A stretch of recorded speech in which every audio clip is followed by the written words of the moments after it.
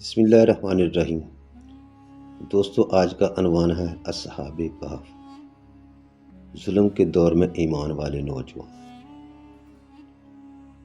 سنیں، آج میں آپ کو ایک ایسی کہانی سنانے والا ہوں جو ہزاروں سال پرانی ہے، لیکن یہ کہانی آج بھی اتنی ہی تازہ ہے جتنی اس دن تھی جب یہ ہوئی۔ یہ کچھ نوجوانوں کی کہانی ہے جنہوں نے اپنی پوری دنیا ٹھکرا دی، اپنے گھر چھوڑے، اپنے لوگ چھوڑے، اپنی اثاثے چھوڑے، صرف ایک چیز کے لیے، سچائی کے لیے، ایمان کے لیے، اور پھر وہ سو گئے۔ اور جب جاگے تو دنیا بدل چکی تھی۔ آپ سن رہے ہیں یادوں کا سفر، وہ چینل یہاں ہم آپ کو ماضی کے گہرائیوں میں لے جاتے ہیں، حقیقی واقعات، سچی کہانیاں اور دل کو چھو لینے والے تجربات کے ساتھ۔ اگر آپ پہلی بار آئے ہیں تو ابھی نیچے سبسکرائب کا بٹن دبائیں اور بیل آئیکن کو بھی دبا دیں تاکہ ہماری ہر نئی کہانی آپ تک سب سے پہلے پہنچے۔ آپ چلے اس سفر پر جو صدیوں پرانا ہے مگر آج بھی دل کو جھنجھوڑ دیتا ہے۔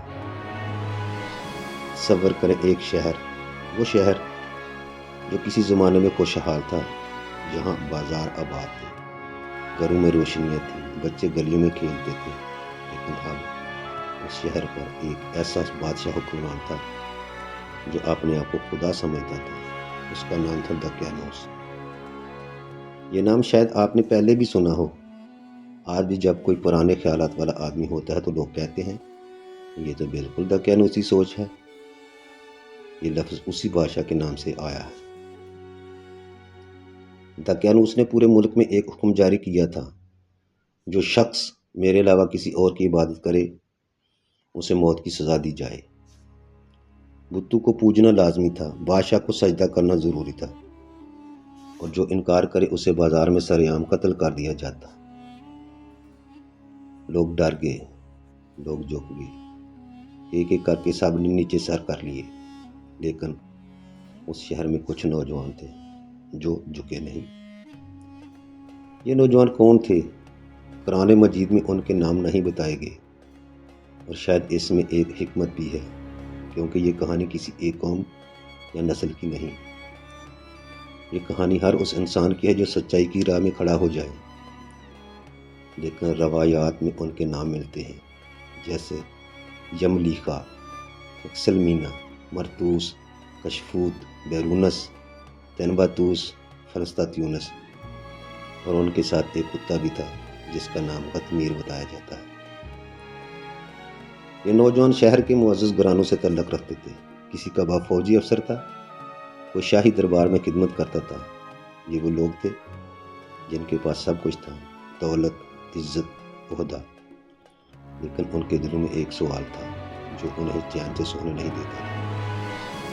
کیا واقعی یہ پتھر کے بت جن کو ہم اپنے ہاتھوں سے بناتے ہیں یہ ہمارے خدا ہو سکتے ہیں؟ یملیخا ان میں سب سے زیادہ سوچنے والا نوجوان تھا۔ ایک دن بازار میں گیا، اس نے دیکھا کہ لوگ پتھر کی مورتیوں کے سامنے پیشانیاں رکھ رہے ہیں۔ اس نے دیکھا کہ بادشاہ کے سپاہی اس بوڑھے شخص کو گھسیٹ کر لے جا رہے ہیں جس نے سجدہ کرنے سے انکار کیا۔ اس کا دل بھاری ہو گیا، وہ واپس گھر آیا، رات بھر سویا نہیں۔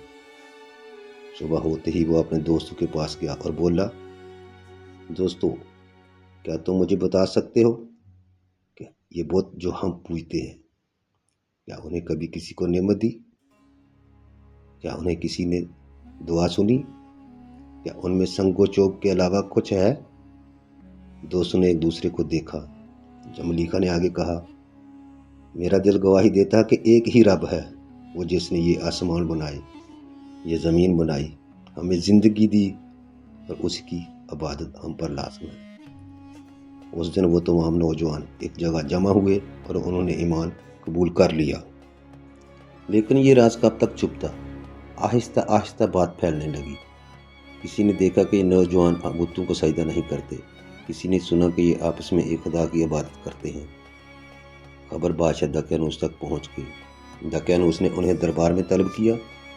تصور کریں وہ لمحہ، ایک طرف تخت پر بیٹھا وہ ظالم بادشاہ جس کے اشارے پہ سر کٹتے تھے، دوسری طرف چند نوجوان نہتے بے یار و مددگار۔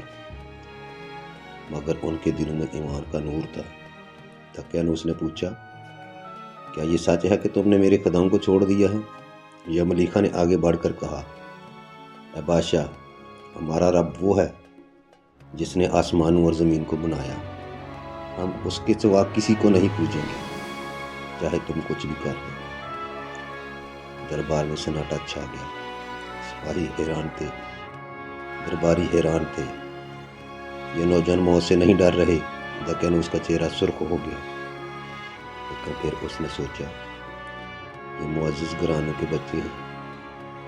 اگر آج انہیں قتل کر دیا تو لوگوں میں ناراضگی ہو سکتی ہے۔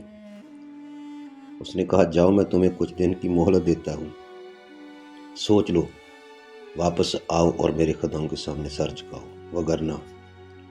اس نے گلے پر انگلی پھیری۔ نوجوان دربار سے نکل آئے، وہ ایک جگہ جمع ہوئے، سب خاموش تھے۔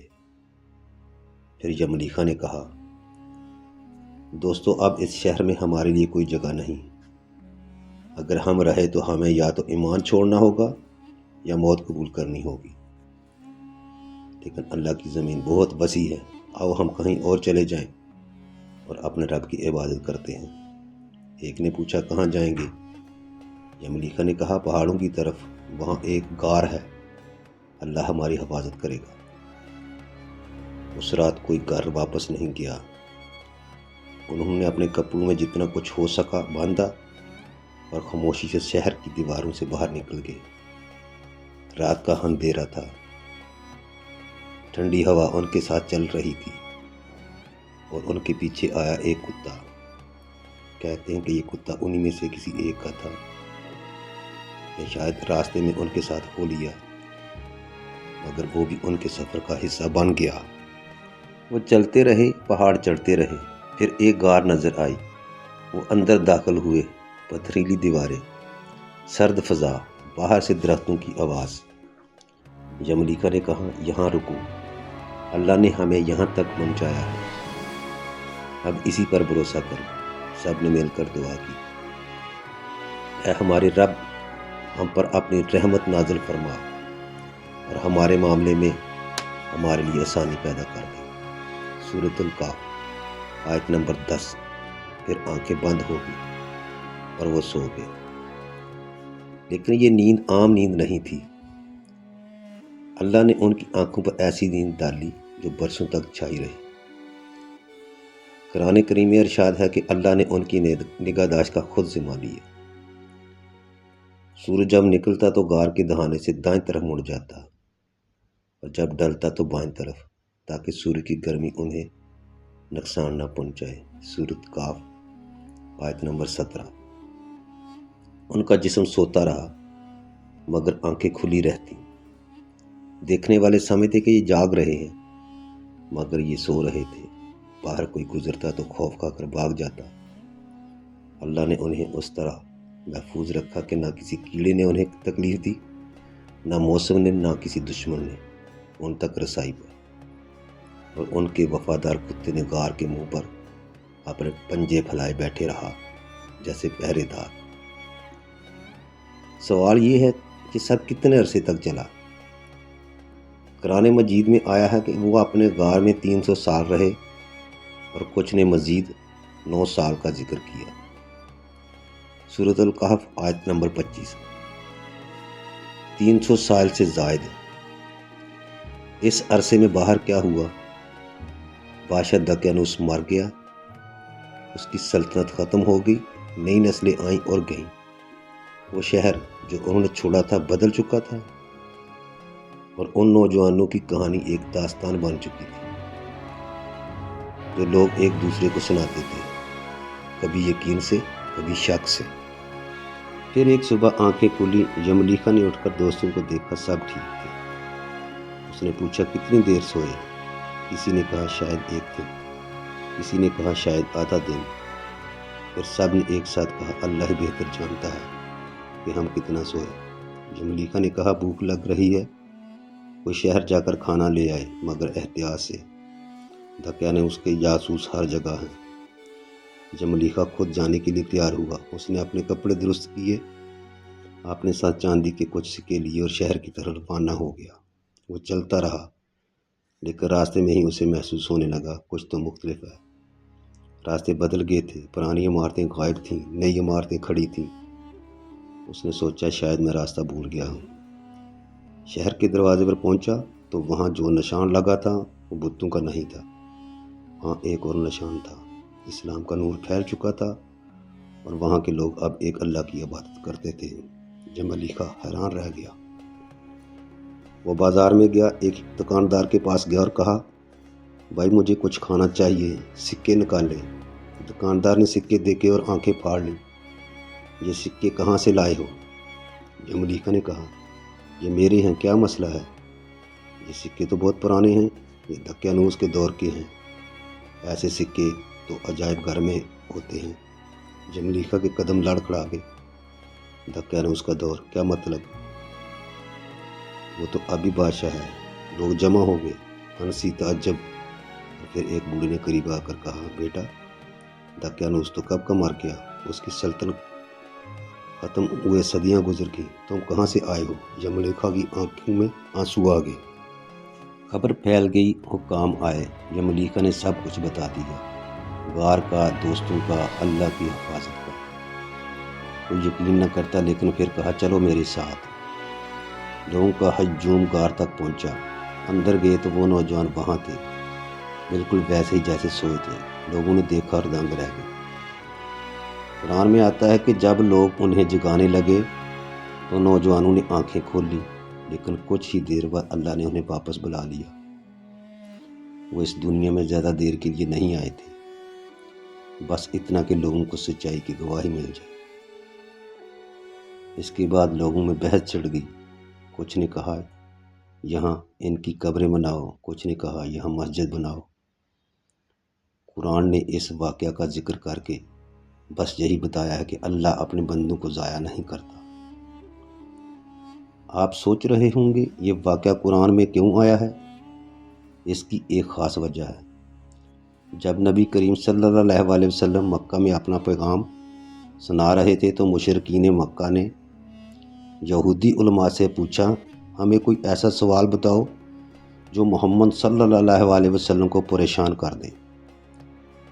یہودی علماء نے کہا، ان سے اصحاب کہف کے بارے میں پوچھو، یہ بہت پرانا قصہ ہے، اگر یہ سچے نبی ہیں تو انہیں معلوم ہوگا۔ مشرکین نے سوال کیا اور اللہ نے قرآن میں سورۃ کہف نازل فرمائی، پوری تفصیل کے ساتھ۔ یہ سورت آج بھی ہمیں ہر جمعے کو پڑھنے کی تاکید کی گئی ہے اور اس میں حکمت ہے۔ اصحاب کہف کی کہانی میں ہمارے لیے کئی سبق ہیں۔ پہلا سبق، جب انسان اللہ پر بھروسہ کر کے کوئی قدم اٹھائے تو اللہ اس کے لیے راستے کھول دیتا ہے جو کوئی سوچ بھی نہیں سکتا۔ ان نوجوانوں نے غار میں پناہ لی اور اللہ نے انہیں 300 سال تک محفوظ رکھا۔ دوسرا سبق، سچائی کے راستے میں اکیلے نہ رہیں۔ ان نوجوانوں نے ایک دوسرے کا ساتھ دیا، اکٹھے رہے اور اکٹھے اللہ کے حکم کے سامنے سر جھکایا۔ اچھے دوست، سچے ساتھی، یہ اللہ کی بہت بڑی نعمت ہے۔ تیسرا سبق، ظلم کتنا ہی طاقتور کیوں نہ ہو، ہمیشہ نہیں رہتا۔